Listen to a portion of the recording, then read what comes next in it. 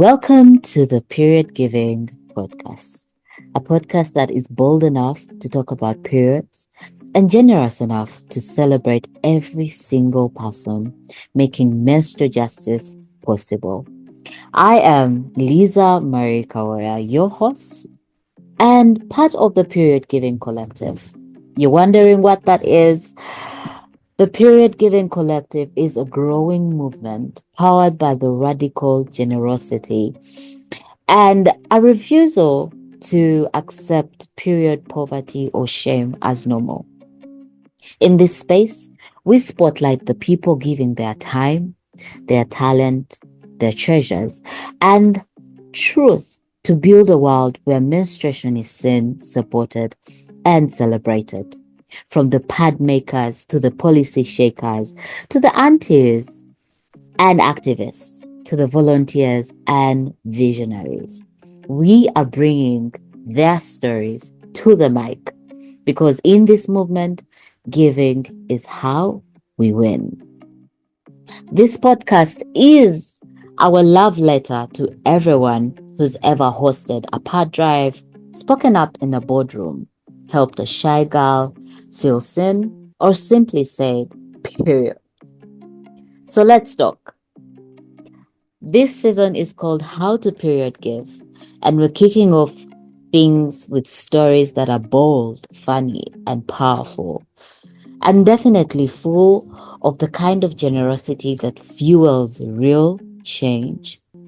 I'm hoping that we can learn together, we can laugh a little, and even disrupt the whole lot. So, with our very first episode, we are having Festus Abigail, and she's definitely going to introduce herself.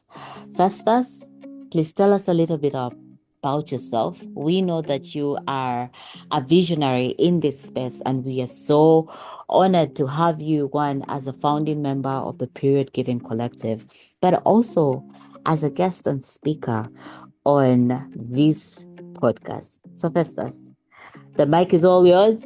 Tell us about yourself. All right, thank you so much, Lisa. My name is Festus Abigail.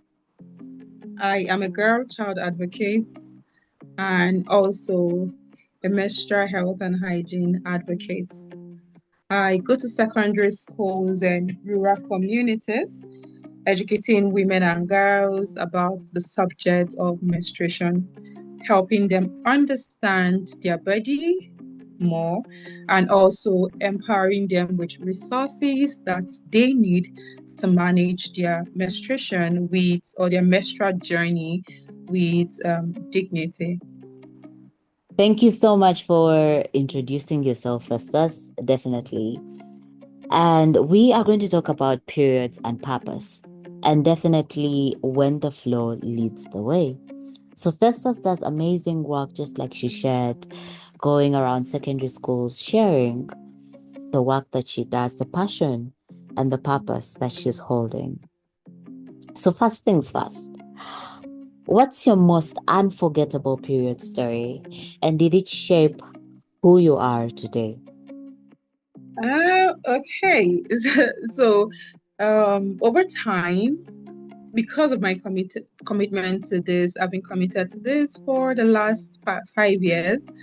I have heard a lot of story from women and also girls, but those in rural communities and secondary schools. But I still feel like my most unforgettable menstrual story would be mine because that is what inspired my journey of today, or the journey that I'm currently on today. So my first menstrual experience came to me as a shock. So the first time I saw my period, I was shocked, I was scared, and I was embarrassed. So sharing this story now, I still remember how everything happened, and it feels just like yesterday because I remember stepping out of the house with my friends, and then where we went to, I just thought to use the convenience, and I met the shocker of my life. I saw that I was stained and it was blood. And for a second, I asked myself, what's going on here? Am I sick? Am I injured? What's happening to me? Definitely. And yeah, Yeah. you know, and that was because prior to my first experience, nobody ever taught me about menstruation. I didn't have an opportunity to learn that from my parents. Neither did I have the opportunity to learn that in school. You know how most times there are certain subjects in secondary schools then that they would always teach you, oh, we have puberty in girls, we have puberty in boys, and then they go, oh, signs of puberty in girls, signs of puberty in boys. Amidst all of this, nobody ever told me anything about menstruation or how it comes. So the first day I got mine, like I said, I was shocked. I was scared and I was embarrassed. So I got home that day and didn't know how to face my mom. And that's because I came from a very, if you know what is, when someone says, I came from an African home, I don't know if you know what that means, but Definitely. it's just one of those houses where you really can't, you don't have, How are you even except you have speaking? parents who, do you understand? Yes. So I just felt somewhere in my mind, just maybe all of this will stop. But I was surprised that it didn't. You know, I cleaned up, I changed my underwears, and a few hours later, I was surprised that the new underwears was stained. And I had to summon up the courage to go meet my mom. So I remember when she was resting her head that day, I walked up to her. I had to bend so close so you don't say something that will blow up the house. Yeah. And I told her, I said, this is what is happening. I stepped out with my friend. This is what I noticed. I came back at freshened up, and still we have this here. And from where she was lying down, the way she jacked up, you would think that there was a problem. So in my head, I was wondering, what have I done? Do I need further explanations? How do I tell her? No, I just went out with friends. Now, the only education or piece of information she gave me that day was that I have now become a woman, and if I allow a man to touch me, I was going to get pregnant. Now, that was the only information she gave to me. She gave me pieces of cloth, she gave me tissue, she showed me how to wrap it, make use of it, and that was all. Now, that was the first education and almost like the last education I got about menstruation till I commenced my advocacy journey. Oh, So I wow. would say that, yes. So I would So say, that was like a crash course, eh? I tell you. Definitely. So I would say that this is my most unforgettable period story. And did it shape who I am today? Of course, yes, it did. So one of the major reasons why I am on this journey is because of my experience. If I didn't experience that, just maybe I wouldn't know that there are other girls who suffer from something called period poverty. So my experience spurred my journey, brought me to a point where I said, no, I think there are people like me out there. And like I would always tell my team, it is very wrong for us to allow young girls to navigate this very sensitive area of their life alone. So this is why I commenced this journey. And what has really kept me on the journey, I would say, is realizing that that experience is not just about Abigail, right? Because initially, when I commenced, I would always not share my story. And the reason is because I didn't want people to feel like I was trying to impose my story on them. Do you understand? You know how people say, oh, that you experience poverty, period poverty doesn't mean that every other person is experiencing it. So, because of that, I thought to do a quick research, and then I commenced by asking my audience for every project I go to, I would always ask the girls, can you share your first menstrual experience?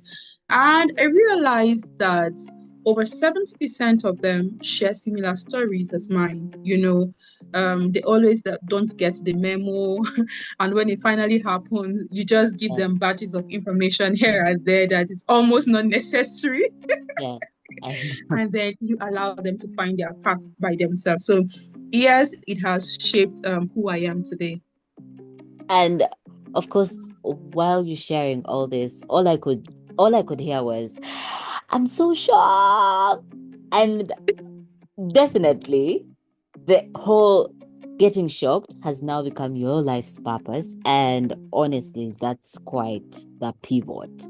So thank you so much for having the whole I'm shocked thing to actually turning it into your purpose.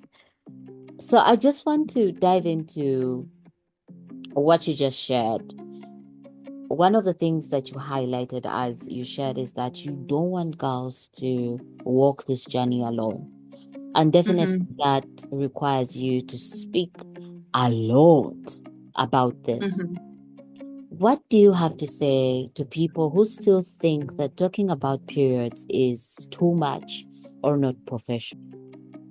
The truth is, I would say that there are a lot of people who still have that perception.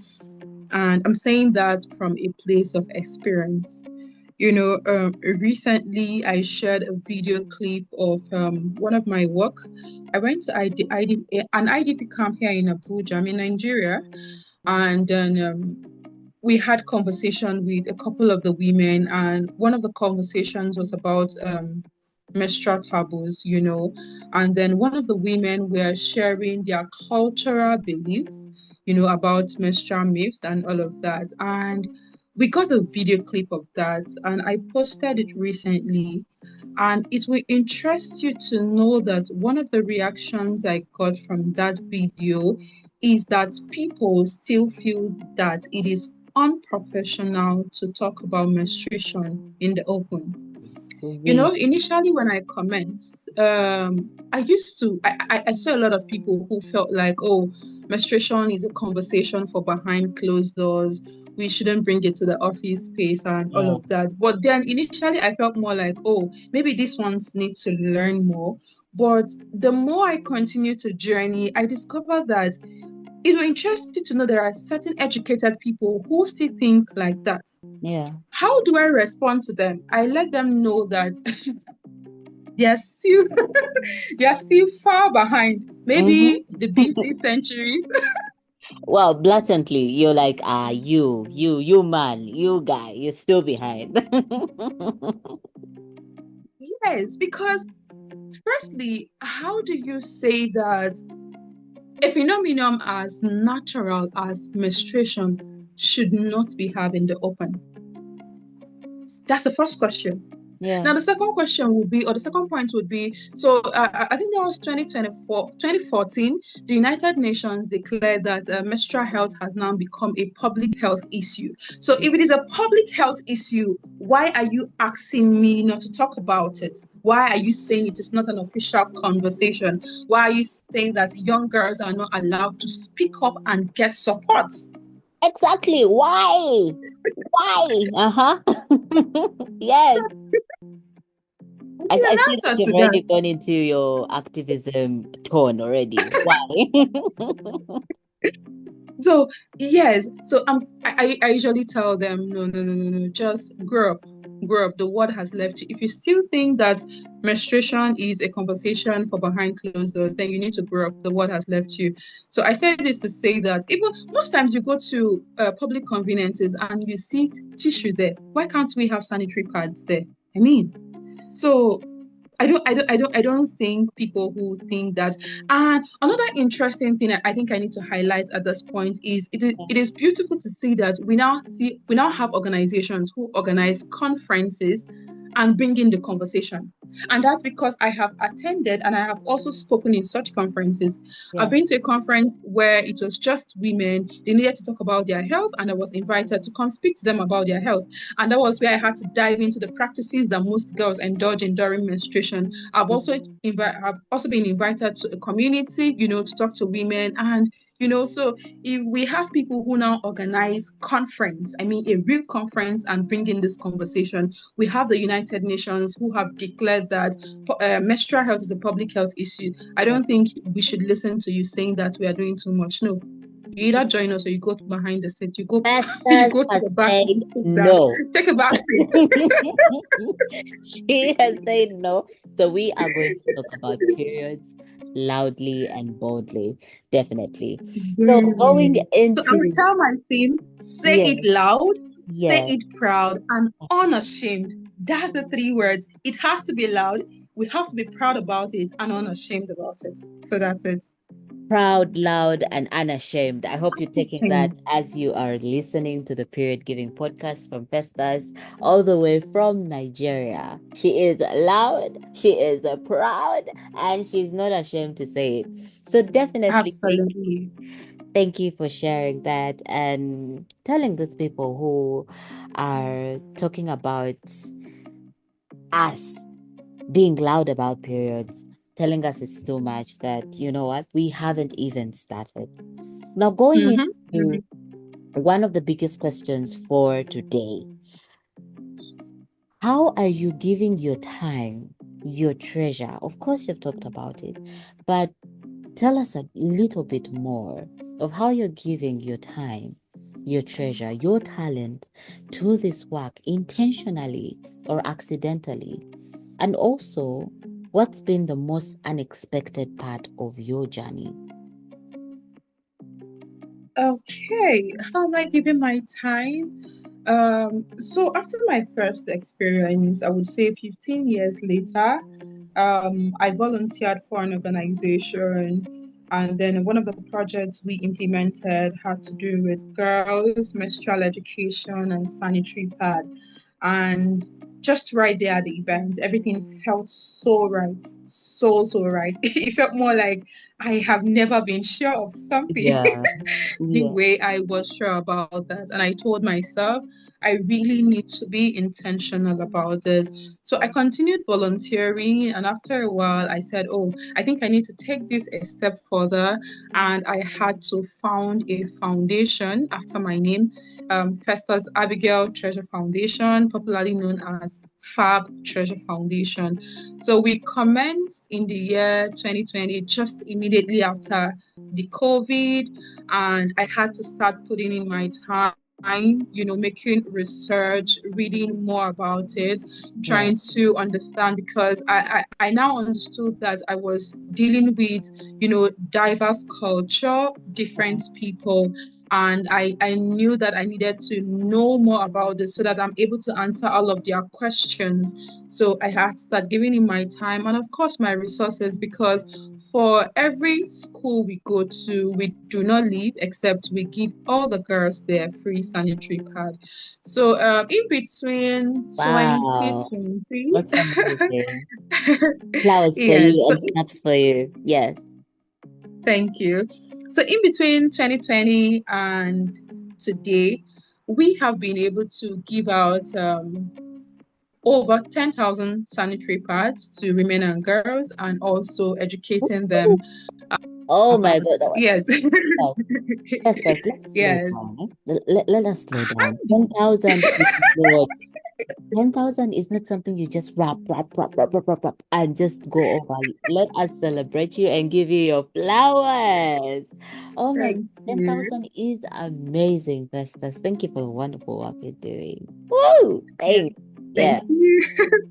Thank you. So yeah, this is what I do.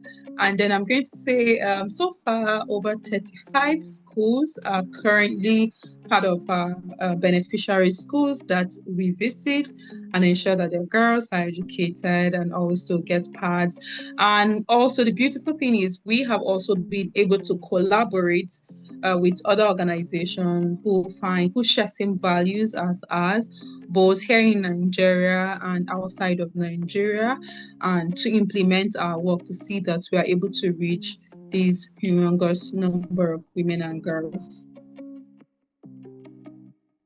I don't even know if I should speak after what you just shared. I mean, that I'm telling you, that's a whole lot of period giving. One, you talk about the education you give. Two, you talk Mm-hmm. about definitely in terms of resources, the parts that you're giving. And then Mm-hmm. three, not only to that, not only about that, you've been speaking in conferences, you've been speaking to girls, you've been speaking to communities, you've been out there. I mean, Festus, thank you so much for definitely contributing to the menstrual justice journey and advocacy, and also sharing with us how intentionally and accidentally you've been out there, really. And from what I'm learning is that you had your own experience where you were Mm-hmm. a girl and you had this happen to you, you were shocked. Of course, definitely Mm-hmm. seeing that thread on your panty, and you're like, with from my experience, we've been talking to girls, when they see the red on their panty. There's this one girl who came out to share that she thought that she was pregnant, so she locked herself in a room for 3 days. And you Mm-hmm. can imagine how traumatic that is. Definitely, you just lock Mm-hmm. yourself in the room for 3 days. You're not eating, you're not coming out. You feel like you are pregnant, so you can't Mm-hmm. mess anyone around you because you know that is that's just going to be something, definitely. Mm-hmm. So you giving out this information, this information out there that you know what, nothing wrong is happening to you. We're here to hold your hand, to make Mm-hmm. you understand, to make you feel safe. Even as your body is going through some kind of changes, we're here to help you understand that there's nothing wrong with this particular change. And I think that is beyond awesome. And thank you so much for giving and period giving. So, one of the last questions that we are going into and really, really asking is, I'd be so curious to know who in your life is your original period giver? Maybe someone who gave without fanfare, but everything changed. Oh,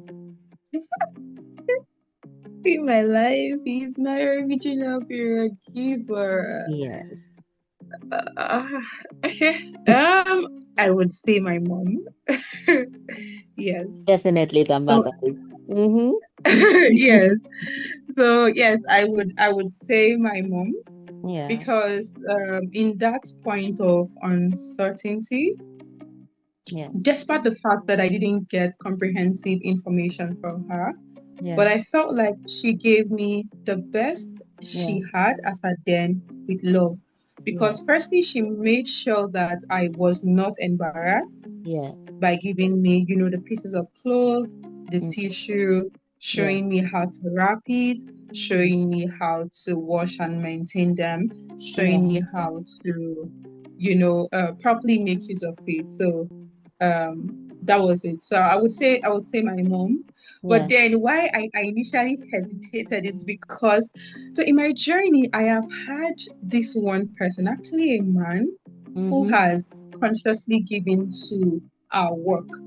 And the Wow, reason why I'm going to mention him is because over time, aside menstrual health and hygiene projects, we also execute other projects. I have seen how most people, push for that cause. If I say I want to give out books today, school bags, I yeah, see a lot of people. I said I want to. If I say I want to give out scholarship, I see a lot of people who come, who rally around and say, "Oh, how many books do you want? yes, How many students are there?" Do you mm-hmm. understand? But Mm, then when you say menstrual health and hygiene, sanitary pad, a lot of them they're shying away. The yeah, stigma is real. We need yes, to understand that. So they are mm, shying away. They're feeling like, no, I don't want to be seen on that board giving girls sanitary pad. And I'm like, no, it's natural. But yeah, I think, like I said, over time, I've had this one person who would not only give his resources, but wow. will also come to the project grant and hand sanitary pads to girls. So I'm also going to add him to one of my original period givers. And we celebrate him definitely for period giving. We are going to have an episode about men period give too. And it would be amazing to just get something from him. I don't know. Right. That would be nice to have him here Of on the course, I podcast. will let him know. His So name is please, Marshall. him, tell him we want him here so that he can share his period giving journey. It would be so amazing to hear his voice, his experiences, but also his heart for Mm-hmm, period mm-hmm. giving because it's so precious whenever we hear about boys, men being allies to this because that's how we can only integrate the gender equality into this space and also Absolutely. having them be part of this journey because we want them to be part of these conversations because they have to Mm-hmm, be part of this conversation. There's no way you're going to tell me that a father can't have this conversation because he's a father. No. If if his daughter wants to have this conversation with him, then it should be easy. The information should be there. It shouldn't be a woman, a girl thing, definitely. So we would definitely love to have him and hear his experiences. It would be nice to add his flavor here on the podcast. So going into mm-hmm. the last question, and it's a funky one. So imagine if your period had a LinkedIn bio. I just want to give you a few minutes to imagine that. It had a LinkedIn bio. You know how on LinkedIn we go all out for someone to get to understand our passion, our desires, what we do, the work we do. It's more like a personal branding um photo, not really photo, but wall of something. So Mm-hmm. if your period had a LinkedIn bio, what would it be? And just adding something. There'll be bonus points for emojis if you're adding some emojis there as well. So you can think about it. If your period had a LinkedIn bio, what would it be? My period has a LinkedIn bio. Mm-hmm. Oh, maybe to read your menstruation is natural and that's on the period. Nice. Are we adding in any emojis? If I'm going to add an emoji, it would be that particular emoji that looks like it's whistling. I don't know, that the emoji that whistles that Yes, has like a yes, celebration crown. Yeah, yes. because I want you to know that I'm excited about Nice. it. I'm not Yes. hiding. Nice. We are celebrating periods. And thank you so much, Festus, for giving us your time, but also being here to share how you are period giving. Thank you so much. Definitely, if people wanted to reach out to you to contribute to your work, to be part of your period giving journey, how could they reach you? Oh, my name is Festus Abigail, and that's everywhere on my social media page on Facebook, on Instagram, on LinkedIn. It's Festus Abigail. The name of our organization and NGO is FAB Treasure Foundation, FAB Treasure Foundation. You can reach out to us anytime, any day. I'll be glad to share my menstrual journey with you or your network. I'll be glad to contribute to the conversation about menstruation you have on your table. And I'll also be glad to have you, collaborate with us in the work that we do. So feel free to reach out either on my personal page or official page. Festus Abigail or FAB Treasure Foundation, FAB Treasure Foundation. Thank you so much, Festus, and thank you so much for sharing with us your light, your period giving light. Thank you so much. That's it for Thank you so today's. much, Lisa. Yes, that's it for today's episode of Period Giving, where we celebrate generosity as a tool for justice. And if you loved this episode, share it with someone doing quite amazing and powerful work in your community, in your home, in your school, in your organization, and in your life. Tag us at period giving and use this hashtag period giving to keep the conversation going. If you want to join the period giving collective, definitely reach out to us. And remember, giving is powerful, giving is political, giving is personal. And in this movement, giving is how we win. Catch you next time. Thank you so much.